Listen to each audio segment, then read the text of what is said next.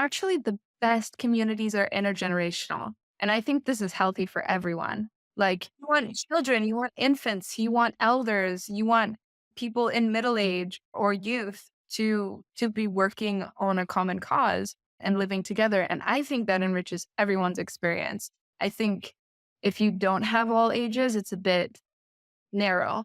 Like I do see a lot of people, for example, but at the same time, I've also seen like senior co-housing, and there's a lot of trends in the co-living movement to bring people together of similar ages. So it really just depends on what the individual is looking for. But I think if you're building like a little microcosm society, all ages is better. It's healthier. It's a more resilient community. You get more perspectives, all of it. But at the same time, you're fully free. So you have permission to build a community of only certain ages if you so choose. That's kind of part of the experience maybe that some people want to have and can cultivate that by creating the intention of my community, which why they call it intentional communities, is to share space with like other empty nesters, like other people who have had children that left the home. That way we can support each other. That can be one intention of an intentional community.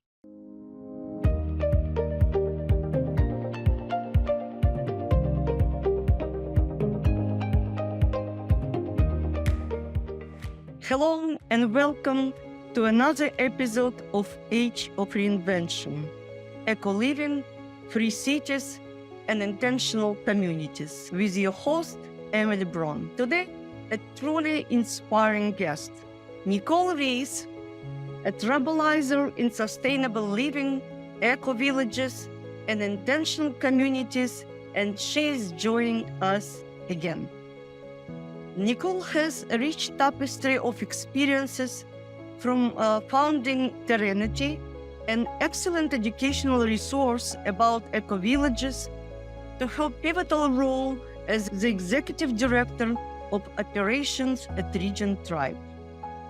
In our conversation today, we will dive into, first, the essential mindset shift for thriving in intentional communities. Second, a lesson learned from Nicole Eco-village adventures, mistakes and all. And the last, the nuances of eco-gentrification and how to foster inclusivity and affordability.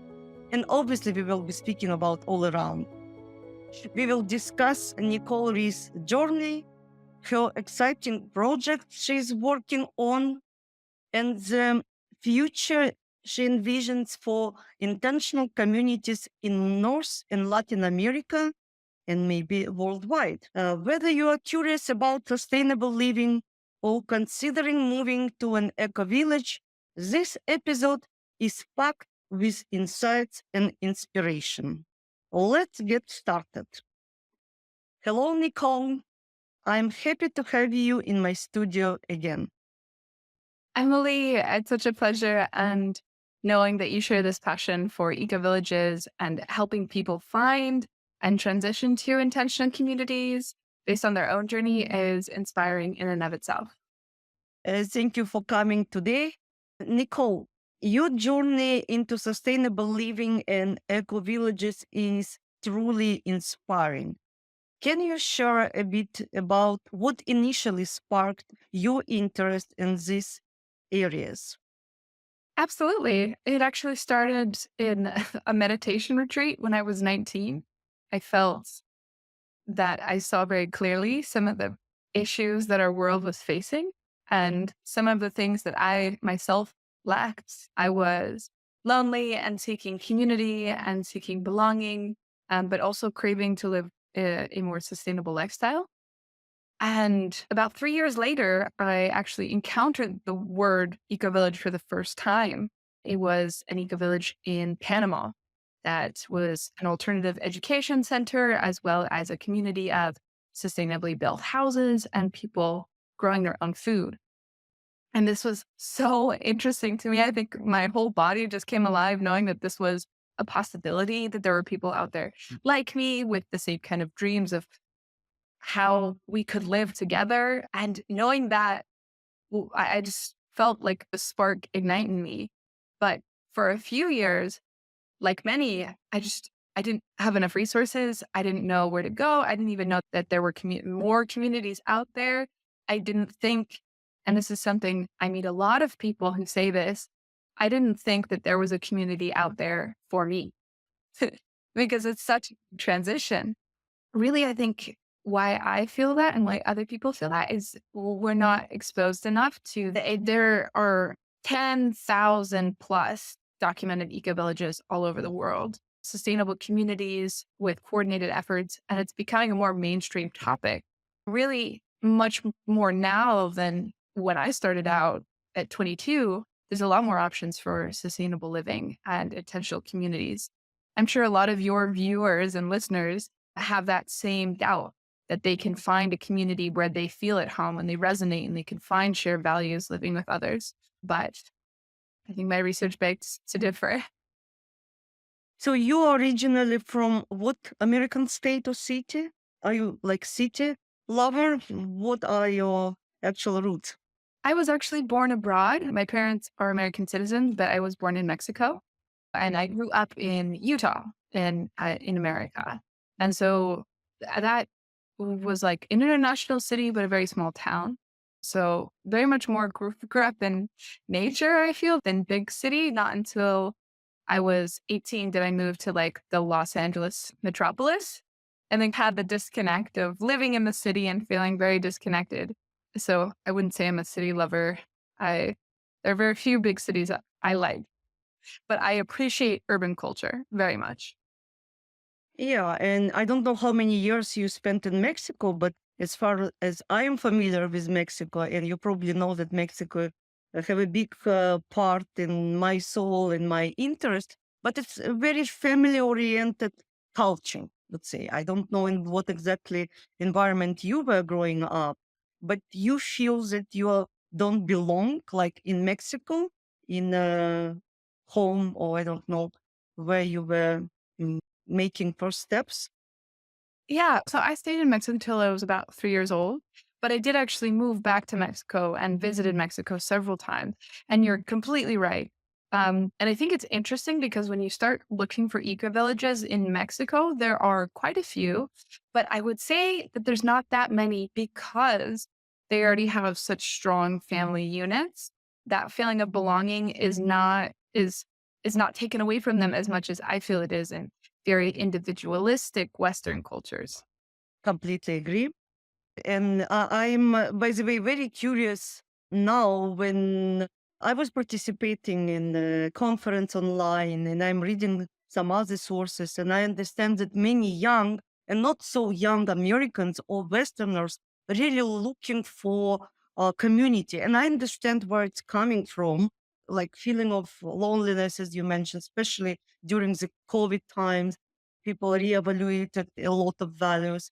But I was thinking, because I grew up in Soviet Union, and we've had, at least from childhood, I was growing on different ideas of community living. Nicole, from your experience, what is one common misconception about eco villages and startup societies that you frequently encounter?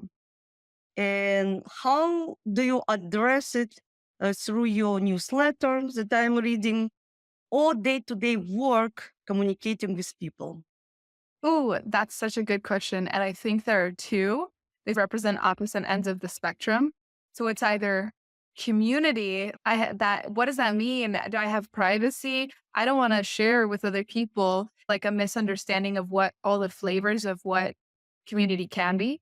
And the other side of the spectrum is like romanticizing community as though I'll finally be happy. I'll finally feel accepted and loved. I'll finally never fight with anyone again. So people tend to fall sometimes on these extremes when it comes to at least misconceptions about how their life will be in community. So those are dangerous traps to fall into because on the one hand, community, even for people, for example, like libertarians or people of a certain political rhetoric who are very individualistic, can live in and honestly, the whole point is to find out how to live harmoniously with others, even while living a very independent, free lifestyle.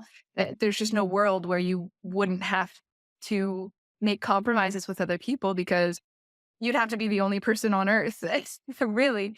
So learning those skills, as you said, like community is a skill. And learning those skills of community is essential, I think, to a functioning society, whether that's at a really local scale or at a macro scale. And then the opposite end of I'm going to just live in this community. It's going to be so wonderful. I'm like going to just float on air.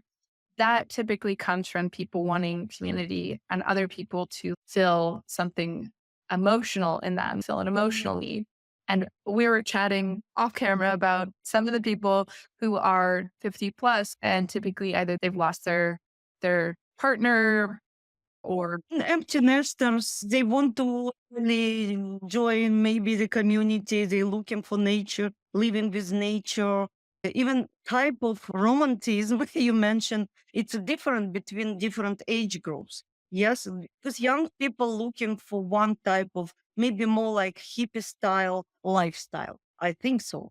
And mature people are looking for different type of harmony. So I don't know in your community building and community that you were part of, is it usually like younger generation, yes, generation millenniums? What kind of people looking for communities and you lived or communicated with? so actually the best communities are intergenerational. And I think this is healthy for everyone. Like you want children, you want infants, you want elders, you want people in middle age or youth to be working on a common cause and living together. And I think that enriches everyone's experience. I think if you don't have all ages, it's a bit narrow. Like I do see a lot of people, for example, but at the same time, I've also seen like senior co-housing and there's a lot of trends in the co-living movement to bring people together of similar ages. So it really just depends on what the individual is looking for. But I think if you're building like a little microcosm society, all ages is better. It's healthier. It's a more resilient community. You get more perspectives, all of it.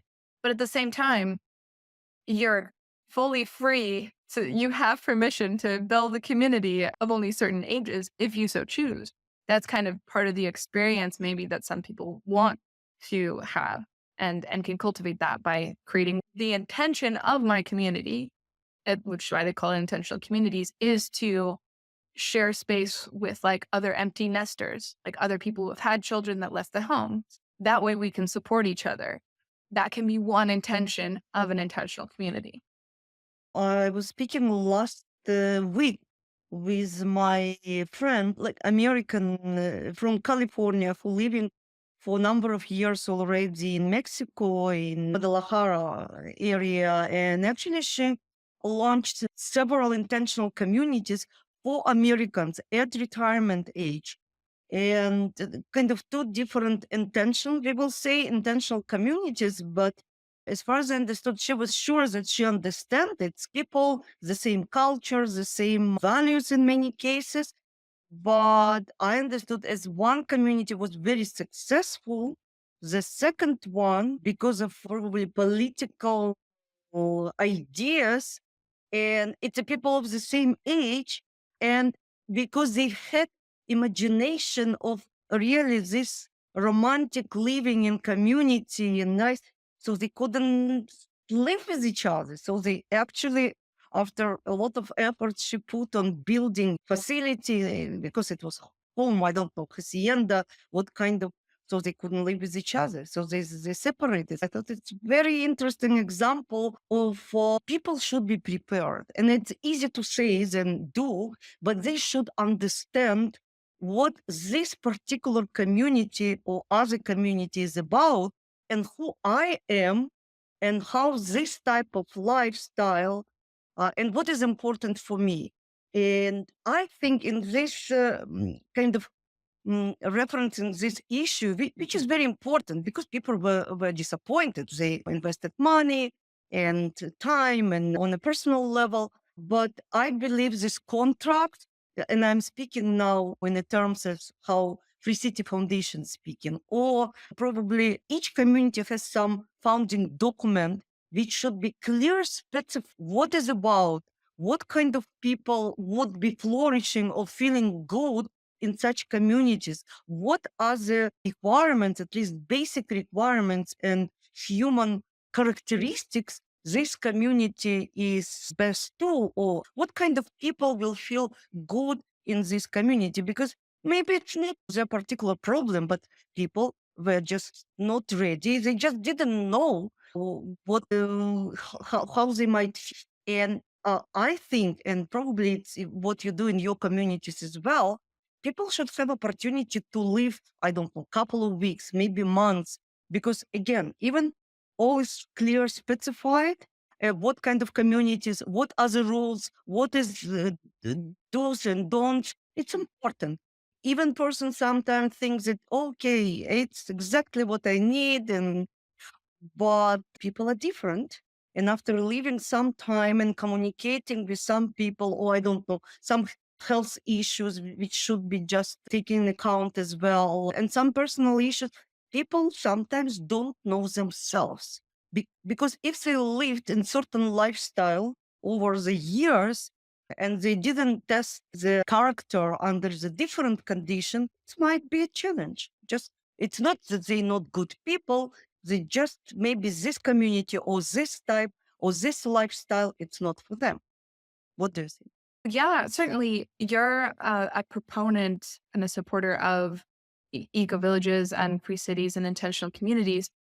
But through your own curiosity, you want to know what most people want to know when they start getting closer to communities, and that it's very easy to predict the things that go wrong because any venture, it requires detail and interpersonal skills. I would say there's a lot of skills that go into community building that are actually currently, I feel like by many eco-villages for the past 30 years, they've been refining them almost as what we call social technologies, meaning processes for communicating the vision of the community, processes for leaning into conflict rather than withdrawing from it, processes for governing in a participatory way so that it's everyone involved can make a decision.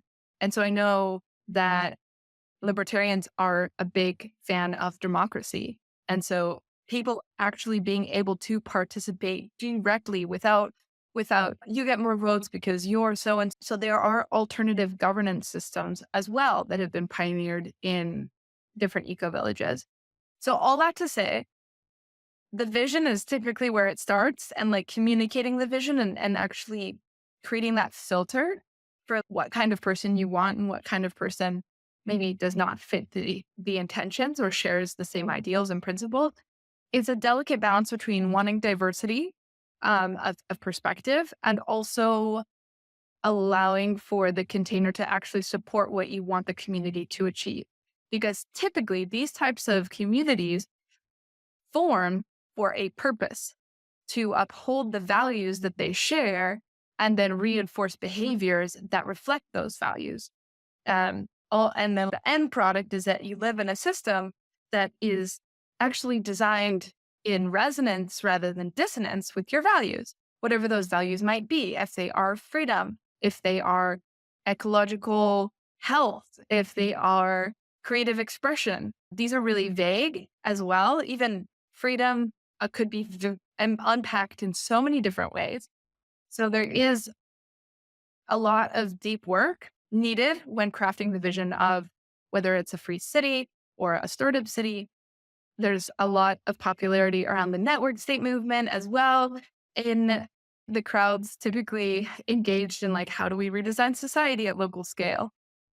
So all of that to say, there are a lot of tools, and I'm certainly happy to share those with you so that you can point your audience to those tools about how to craft your vision.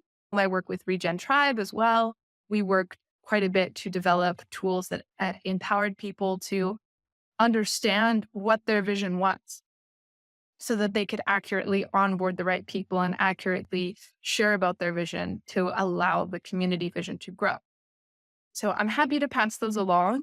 But really, the key insight here is that there are a lot of common potholes that people fall into, a lot of common mistakes. The scenario that you described, very common because people will tend in that situation to be to not treat community as though it were a business or not treat community as though you actually need to develop it. The kind of relationships, the kind of trust, the kind of skills that flourish in community need to be developed. And so that's just one of the errors of, I think, rushing into community without proper forethought and design. And people have false expectation again, maybe based on their needs or lack of experience. Because I think it's even important if person was working before. And now I'm speaking about pre-retirement or retirement age people who are looking for communities. So if they were working part of the corporation and they can absorb this culture, it might be different from other person of the same culture. We would say Americans, yes, who was self-employed and was working on absolutely different principles and ideas. I even don't want to touch political point of view, which over the years became so hot topic of disagreement. And the fact that, like, from my point of view, as a person who was born in former Soviet Union and was raised on actually on communal values or socialistic values, which I denounced later, and I fully understand that but there are good parts that I believe part of my upbringing as well. You mentioned that intentional communities require high personal growth and commitment. Can you elaborate on what personal growth and mindset shifts are necessary for someone to thrive in such settings? Maybe your personal experience or what you observed over the years. So, actually, the first thing that I think needs to be reprogrammed is even sometimes the idea of what community can be. Because community can be as simple as, for example, several individual private houses organized around a shared garden, and you sometimes minimally see the people, but you share resources like the central garden and a recreational center. A lot of people already live in a community. They just don't know it. There's not that intention to it. So I think first is to reprogram your mind into what community can be. I know for me personally, living in community has required me to grow exceptionally when it comes to voicing my own needs, but also learning how to do that tactfully. Because you can't necessarily take by force or simply withdraw and hope the person goes away. It's not like working with someone unpleasant. It's building something together and sharing space with, and even often intimate living space, not necessarily living together, but running into them on a daily basis. Communication skills are like the number one. And I think a lot of people, I reflect on this, I think it's actually quite easy to see why we have wars and conflict. Even though personally it like hurts my heart, it's so easy to understand how people can just misunderstand each other and then be at war because they lack the interpersonal skills to actually mediate and find out what do you need and can we meet that need, meet both of our needs. And of course, some people don't want to compromise, but I think for me, like community is like a minor reflection of the whole. And the way that we're able to deal with conflict in the home amongst our peers and colleagues and community members reflects how society deals with conflict at large. And at larger scale, of course, you throw in patriotism and weapons and a hunger for resources, and it does spell disaster. But I definitely believe that communities that I've seen are innovative spaces for learning how to lean into conflict in a much more mature way. And it really starts with the communication and those community skills. I would agree with you that community skills, communication skills are very important. I completely not agree that it's a recipe for avoiding the wars, because speaking about war conflict and like historically, like I follow news in Ukraine because I lived in Ukraine, I lived in Russia.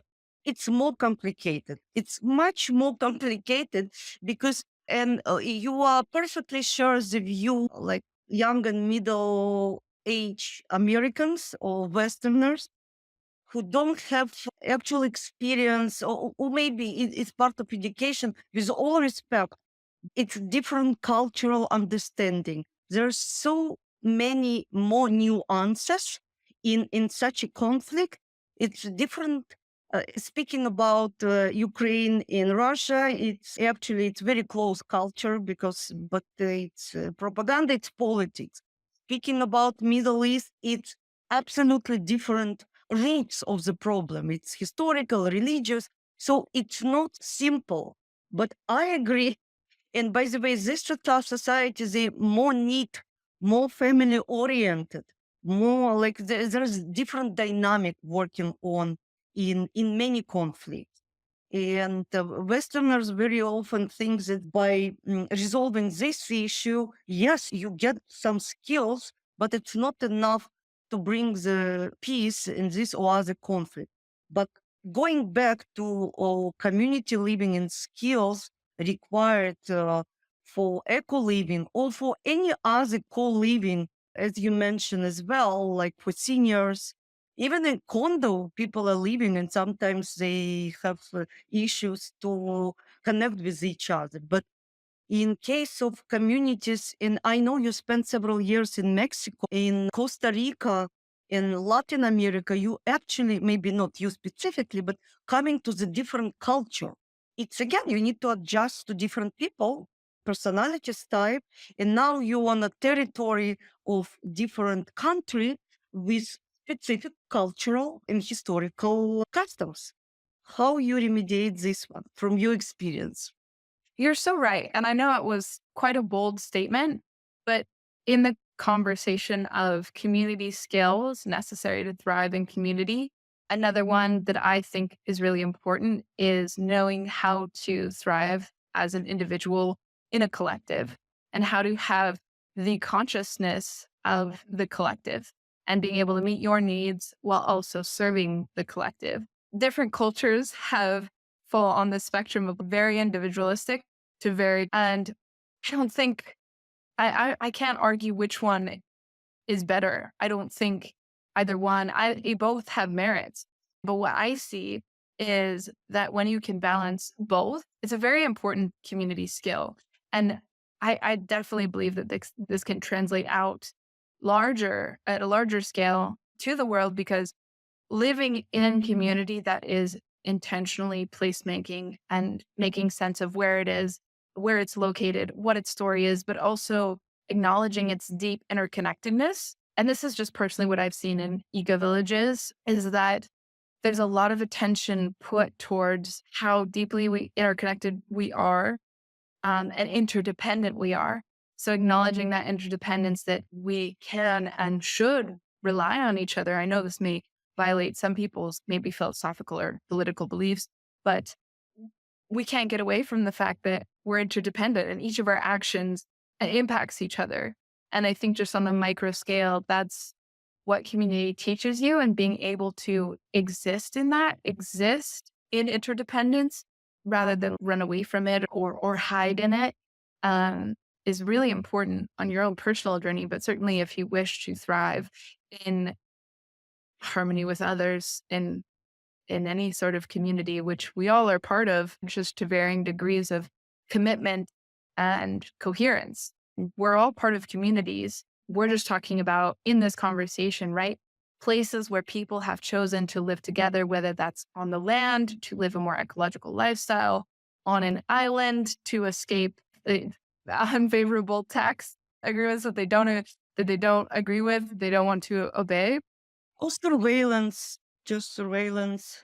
or surveillance, which is a huge topic that bothers me deeply. Privacy and surveillance and just the degradation of a lot of our normal government institutions. There's a huge desire to basically separate. It's like almost like a separatist movement of, we don't like the way you're doing government. We can go over here and make our own.